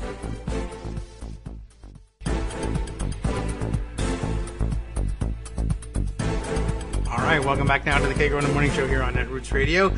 And when we left you, we were promising to explain how Christina Pushaw finds her way from Georgia, the country, to Florida, the state, next to the state of Georgia. But, of course, the other Georgia. According to LinkedIn, it says here, Pushaw's work with Saakashvili's party ended in November of 2020. She then seems to have punched her ticket to Tallahassee by engaging in a scorched earth Twitter beef with one of Ron DeSantis' more well-known liberal critics, who has her own novelistic backstory, as they say here. I think I have some idea who we might be talking about. Specifically, Pushaw wrote an article for the conservative publication Human Events in February of 2021 that attacked the credibility of a former Florida Department of Health employee named Rebecca Jones, who had become a COVID whistleblower. The biography attached to the Human Events piece identifies Pushaw as an international political consultant and writer based in Washington, D.C. Rebecca Jones. I vaguely recall that name, you might be saying to yourself. Jones specialized in data mapping and helped operate Florida's COVID dashboard when the pandemic began.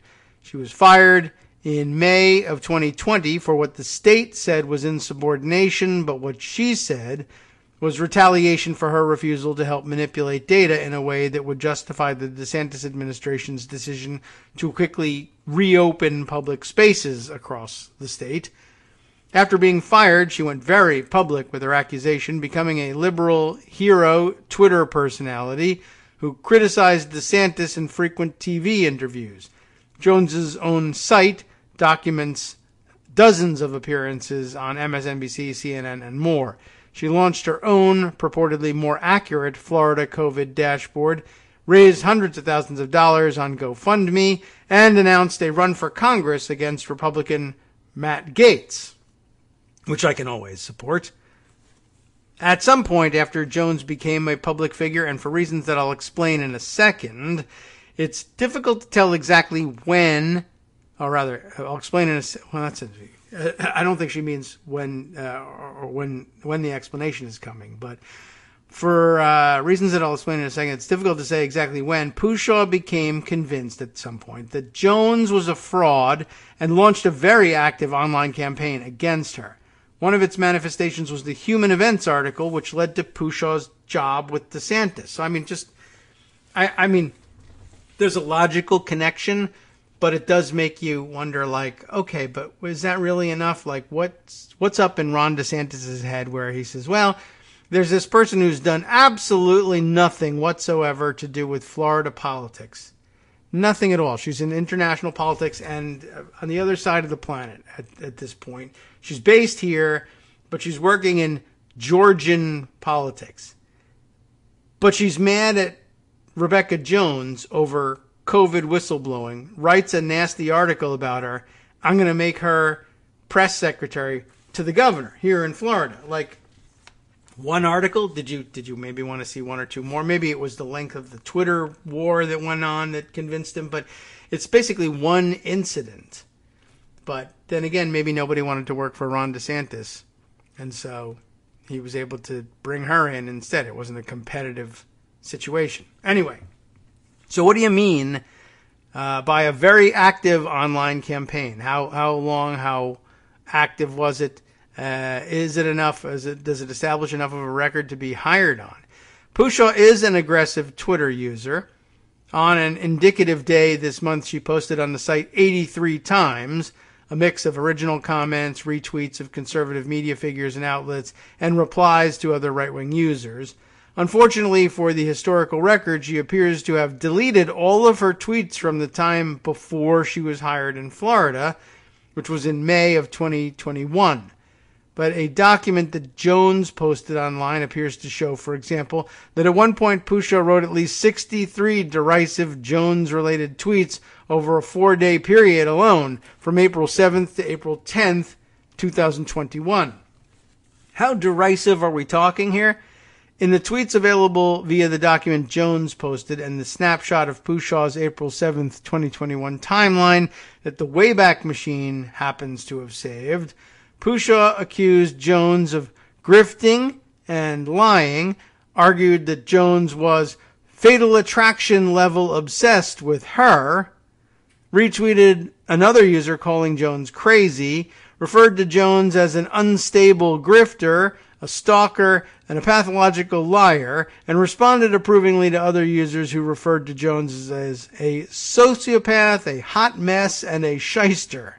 Pushaw also posted a screenshot that appeared to show her making a stalking claim against Jones in civil court in the District of Columbia, and urged her followers to contact authorities in both Leon County, Florida, where Jones had previously lived, and Montgomery County, Maryland, where Jones lived at the time, if they felt Jones was harassing them. Again, this was all just in a period of 4 days. I could not find any record of civil or criminal action being taken against Jones for harassment of Pushaw in any of the 3 jurisdictions mentioned, by the way. Pushaw also claimed that during that period, that going forward, she would no longer be discussing Jones online. Despite this promise, she has tweeted about Jones at least 70 times since then, including as recently as last week, this would have been in April, when she asserted that Jones is, quote, sad, and, quote, needs to get back on her meds, unquote. I have no reason to know whether Rebecca Jones is or is not taking any medication, the author adds parenthetically. Well, that's a lot. And Ron DeSantis liked what he saw? Pushaw's original takedown article in Human Events was posted approvingly on Twitter by DeSantis' lieutenant governor. And in March of 2021, according to the documents the Times and the Herald obtained, Pushaw wrote an email to someone in the Florida governor's office touting her work on the piece and seeking employment. She was hired as press secretary in May of 2021. Records show she registered to vote in Florida in September of 2021. So she was hired in May. It took her a couple of months to get around to registering to vote. And I guess based on a retweet of her Human Events article and just an email, hey, I'll work for you, give me a job. And what happened to Rebecca Jones? Was she vindicated? Yes and no, it says here. An investigation the Miami Herald published in June of 2021, citing emails, material obtained through public records requests, and interviews with Florida Department of Health employees, concluded that DeSantis' administration was often evasive and misleading in its communications about COVID and its presentation of COVID data to the public. It also confirmed some details of Jones's account of 2 events that preceded her firing. One involved readiness data about local COVID trends that she had helped mock up at the request of the governor's office while it was planning its push to reopen public spaces in April of 2020. That push, just over a month into the pandemic, was arguably the biggest of the attention-grabbing right-wing gestures that have helped the 43-year-old DeSantis become a plausible 2024 presidential candidate. The other event, the reporting confirmed, involved the removal of data from the state's website, which showed that individuals in Florida had reported COVID symptoms 2 months earlier, in late 2019 and early 2020, than had been previously known. The removal took place, emails show, in direct response to questions about the data that had been submitted by a Herald reporter. The state's Inspector General ruled in 2021 that Jones met the criteria to be considered a whistleblower. Its investigation of her case appears to remain open. The Inspector General's office referred a query about the matter to DeSantis' office. That's not going to help. And, of course, they did not respond to a request for comment on that issue either. So some of her accusations about DeSantis' regime appear to be credible. What is the no part about her being vindicated then? Well, Jones's post-firing claims about Florida's COVID data, many of them made via Twitter, were frequently unsupported. Among those that did not stand up to scrutiny were assertions that she had been ordered to, quote, delete records of COVID deaths, that health officials were removing 1,200 cases each day from the state's totals, and that Florida had compiled more COVID deaths than New York State. Overall, there does not appear to be any reason to think that Florida's top-line COVID infection and death figures are inaccurate, although I disagree with that, but okay. Twitter, you say. Is Rebecca Jones also a bit out there as a social media user? Well, according to her own account, Jones was suspended from Twitter in June of 2021 for posting the link to the Miami Herald story, the one I described earlier that vindicated some of her claims, and posting it several dozen times. Her account remains inactive, but in a Wayback Machine snapshot from March 2021, she refers to Pushaw as a stalker, harasser, and alt-right smear campaign coordinator. Okay. So, also in the spring of 2021, as summarized in a National Review piece, Jones filed for a restraining order in Montgomery County, Maryland, against Pushaw, then filed a second claim alleging Pushaw had violated the first order by engaging in continued online stalking and harassment. Per National Review's interview with a Montgomery County Prosecutor's Office public relations officer, though, both claims were dismissed because there was insufficient evidence to justify an order. Got it. Can we move on? We cannot. Florida authorities have also charged Jones with accessing a state computer system without authorization after she was terminated, allegedly to send a mass message urging others to speak up against DeSantis. Jones denies doing so, and that case is still pending. Is there more? Well, according to reporting by the Florida public broadcasting station WUFT, prior to being hired by the state, Jones was dismissed from a PhD program at Florida State University in 2019 because of behavior related to a sexual relationship she had with an undergraduate after he'd been her student. According to the Leon County State Attorney's Office, she also faces an open misdemeanor stalking charge related to that relationship. The charge, according to a probable cause affidavit filed in 2019, concerns an explicit 342-page document that Jones wrote about the relationship and posted excerpts from online. Jones disputes the allegations that she behaved inappropriately and is contesting the stalking charge. Is there more still? Well, they seem very interested in taking Jones down, that's for sure. According to the Louisiana State University student newspaper's Police Blotter, Jones was also criminally charged in 2016 with 4 counts related to an encounter with police at LSU, where she received her master's degree. That occurred after she refused to leave a campus building. A personnel file obtained by WUFT indicates that those charges were dropped after Jones completed a pretrial diversion program. In an email to Slate, Jones did not respond to a request for comment about that incident. Now let's get back to Pushaw. How has her work for DeSantis gone?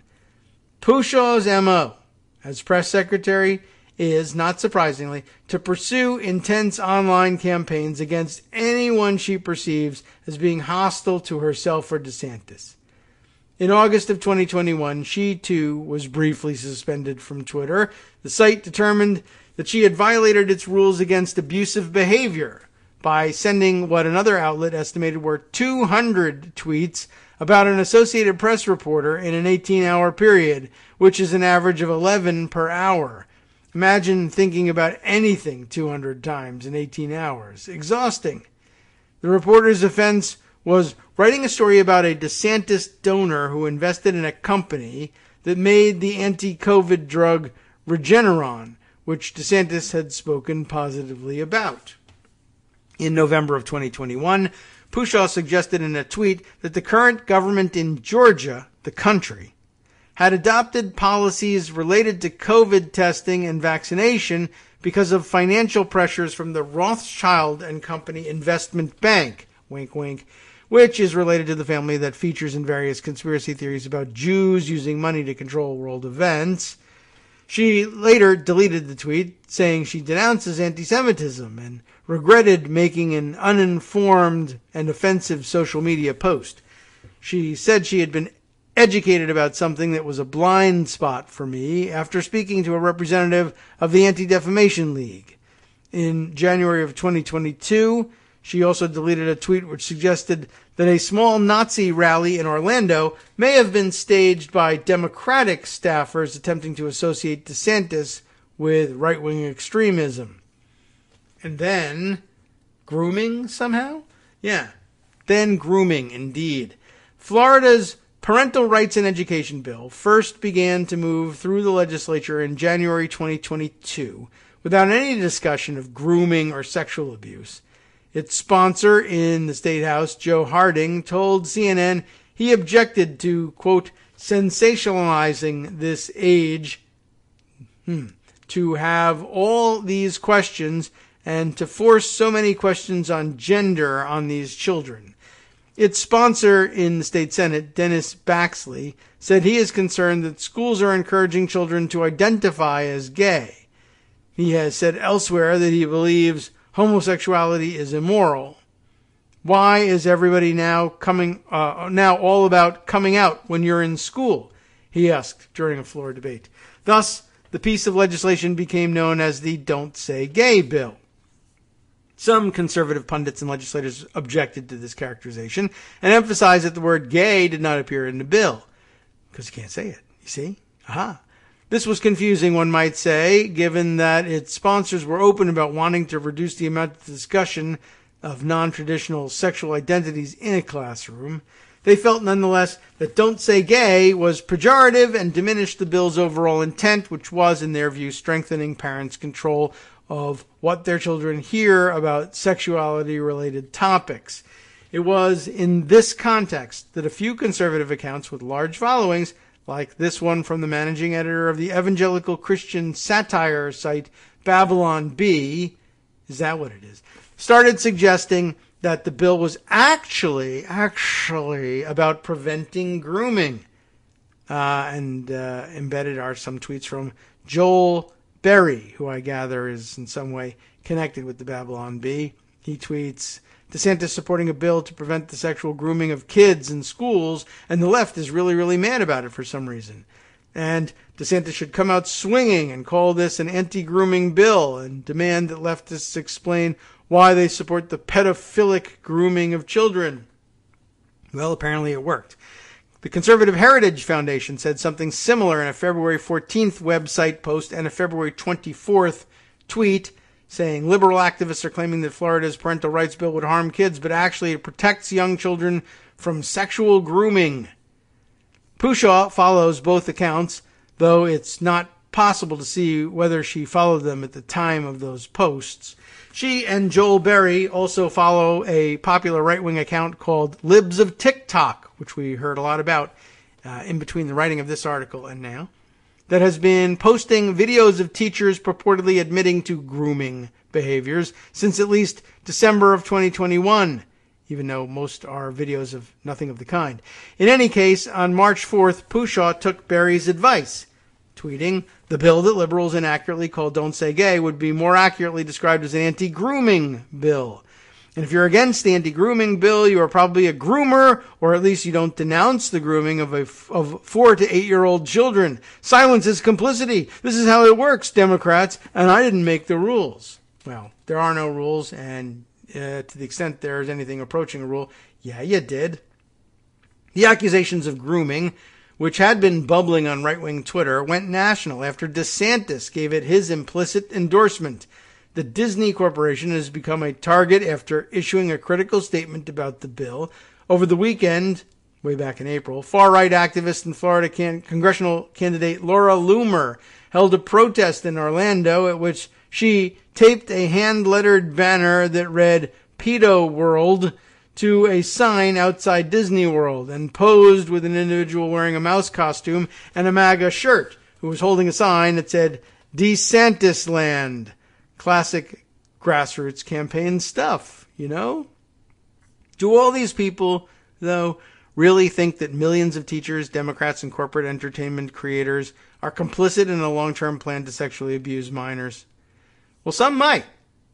The premise overlaps with QAnon beliefs and paranoia about child trafficking that have existed on the right for years. Many others, or others may, understand that they are being hyperbolic. To quote an admission by right-wing writer Rod Dreher that was cited in The Atlantic, it says, about the term groomers, it's usually used to describe pedophiles who are preparing innocent kids for sexual exploitation. I think it is coming to have a somewhat broader meaning. An adult who wants to separate children from a normative sexual and gender identity, to inspire confusion in them, and to turn them against their parents and all the normative traditions and institutions in society. It may not specifically be to groom them for sexual activity, but it is certainly to groom them to take on a sexual/gender identity at odds with the norm. Well, that just opens the door for accusing gun nuts of grooming. I'm fine with that. Is this better than being an outright conspiracist? To use an extremely loaded and arguably libelous term with the understanding that you don't really mean what people usually understand it to mean? I don't think so. Well, is there anything else? Well, as it happens, there is. Deep sigh, it says. Yes. In the course of reporting this story, I sent an email to a Georgian journalist who had interviewed Pushaw in 2017 and 2018. One of the questions I asked was whether he could tell me how active her NGO was, given the possibility that it could just have existed on paper. Resume inflation is common in the MAGA community, and there's some links talking about that. And the foreign aid/development world is known to be populated by cardboard cutout entities that are created as part of a larger influence campaign. So it was, I think, a fair question. The Georgian journalist said the NGO did legitimate work, which is why it is described as doing such above, but also contacted Pushaw about my query. She has since sent at least 26 tweets related to her accusation that Slate assigned Ben Mathis Lilly to write a smear piece about me, including the falsehood that my Georgian nonprofit only existed on paper. Needless to say, Slate did not assign such a story, nor did I ever assert to anyone as a fact that her nonprofit existed only on paper. In fact, I had already drawn the tentative conclusion that Pushaw may be unlike many figures in the Trump-era Republican Party in that she appears to have both substantive expertise on a government-related topic, international affairs, and a willingness to sometimes admit that she has made a statement in error, for example, the Rothschild affair.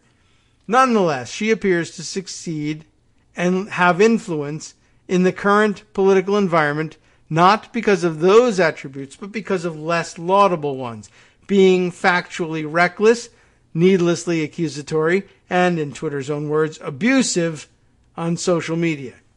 Is that it? Well, I hope so.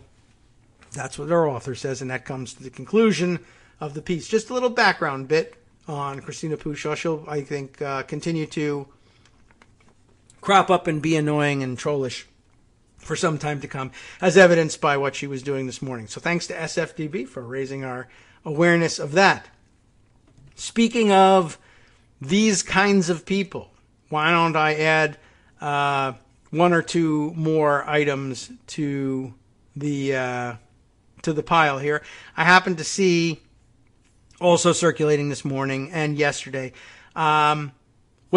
a widely shared story which Don Moynihan, who many of you know from Twitter and who likewise runs a Substack account, Don Moynihan, McCourt Chair at the McCourt School of Public Policy at Georgetown University, has this to say in his Substack, a piece entitled Anatomy of a Fake. What a viral fake news story about, quote, race-based grading tells us about our media ecosystem.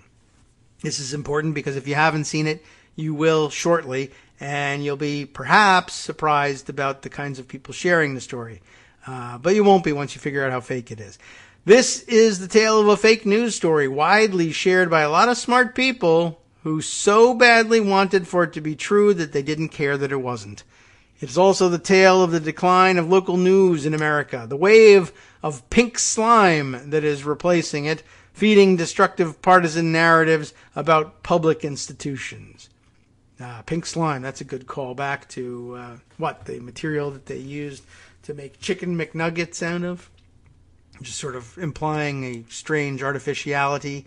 Okay, well, here it is. Here is the headline and the image of the viral story. And I guess once you see the picture, you'll say, oh, yeah, I have seen that floating by. The headline reads, OPRF to implement race-based grading system in 2022-23 school year, with the picture of someone purporting to be Lori Fiorenza, Director of Student Learning for OPRFS, whatever that may be, and I'm sure we'll learn a little bit more about it when we read the article, but remember that the article is a fake-ish news story. It is credited only to LGIS News Service. In other words, no reporter has put their name to this so-called reporting. And here is the lead. Oak Park and River Forest High School administrators. Is that what that is? OPRF, Oak Park and River Forest, OPRF. High school administrators will require teachers next year to adjust their classroom grading scales to account for the skin color or ethnicity of its students. Sounds, calculated to stir outrage, right? In an effort to equalize test scores among racial groups, OPRF will order its teachers to exclude from their grading assessments variables it says disproportionately hurt the grades of black students. They can no longer be docked for missing class, misbehaving in school, or failing to turn in their assignments, according to the plan. Well, this sounds bad, Don writes. A Chicago suburban school, is that where it is handing out different grades depending on race. You can't punish students for misbehaving. Not surprisingly, people were outraged. The story went viral, with bigger Twitter names posting it to their hundreds of thousands of followers. Some would later delete their tweet for reasons that will become clear below. Let's see. Andrew Sullivan among them. Steve Cortez, who I'm not familiar with, but who's a blue checkmark guy. Josh Krashauer is retweeting somebody speaking about it. Matt Goodwin. Look at this. All right. Let's see. The school released a statement which included the following. It has come to this district's attention that a recent article in the online West Cook News inaccurately states that the Board of Education's May 26th meeting, at that meeting, Oak Park and River Forest High School announced that it will implement a race-based grading system for the next school year. This is not true. OPRFHS does not, nor has it ever had, a plan to grade any students differently based on race. The article contains a variety of misleading and inaccurate statements. The article's mischaracterization of the board meeting is unfortunate and has caused unnecessary confusion. As part of the Board of Education's strategic plan, the OPRFHS Grading and Assessment Committee was formed to examine national research on objective, unbiased practices for determining whether students have mastered academic content. At the board's May 26th meeting, the administration's representative to the Grading and Assessment Committee provided an initial report that included a progress update on the committee's examination of grading practices, and at no time were any statements made recommending that OPRF implement a race-based grading approach. Gee whiz. Well, we're a little late on our outro music here, but there you have it. In other words, no new policies has been adopted. A committee on grading and assessment provided an initial report. There's no race-based grading or no plans to grade students on different standards according to race. As Michael Hobbs has pointed out elsewhere, moral panic journalism frequently makes its claims based on draft or obscure documents rather than actual policies, because the actual policies are harder to mischaracterize. One of these accounts is clearly inaccurate, and unfortunately, it's the one that went viral. Well, he digs in a little bit more. The only direct evidence that the report provided about the proposed policy change was a PowerPoint deck. Sounds familiar. Presented at a May 26 school board meeting. This is the most damning slide, which the piece quoted, including some summary of some findings here. Traditional grading practices perpetuate inequities and intensify the opportunity gap. Integrating equitable assessment and grading practices into all academic and elective courses requires the collaborative effort of a team of educators, etc., etc. But basically, an assessment that says, well, we could do better in having more equality of our outcomes. How can we get to that? Very much similar to, of course, the slides that got taken for teacher training, and that activists like Chris Rufo insisted were about how kids in schools would be trained in CRT. Yikes. From netrootsradio.com. You have been listening to Kagro in the Morning with David Waldman. Anyway, unsurprisingly, you should be aware of this, and when you see it circulated, you now recognize it and debunk it as a fake. Just fits in. It's all of a piece with the way they've approached CRT and social and emotional learning, as you well know. And as you well know, Justice Putnam comes next with the West Coast Cookbook and Speakeasy to pick it up where we leave off next.